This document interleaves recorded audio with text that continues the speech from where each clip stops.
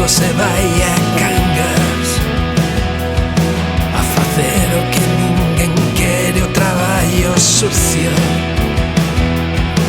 o que é preciso para que haxa paz, o de patria, a exterminar os inimigos da cultura occidental. E a pensar que xa é hora de volver, saete na fea lista,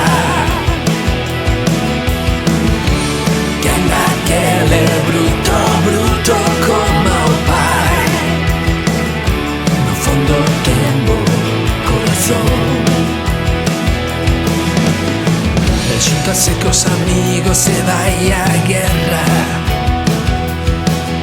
metido nun búnker nunha base secreta,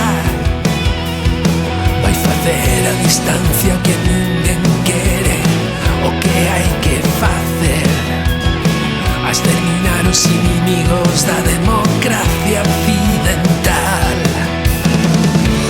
E ela pensa que xa é hora de volver, saete na fea lista, que anda sendo un adicto como é, o fillo ama o seu país. El xuntase cos amigos se vai moi lonxe, en avión, en tren, autobús, e ao final cruza a fronteira a pé por un paso de montaña. Vai facer o que ninguén quere, o traballo sucio, vai exterminar os fillos de Satán. E ela pensa que xa é hora de volver, saete na fea lista,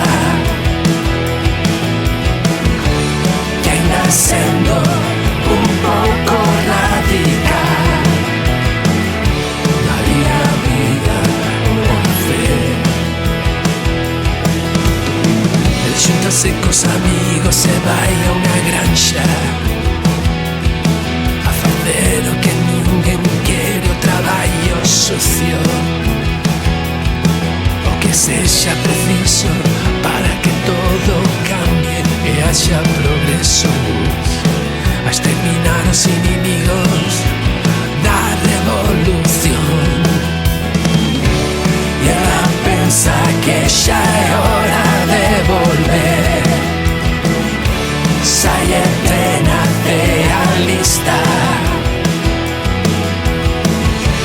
que ainda que está todo debe ser normal.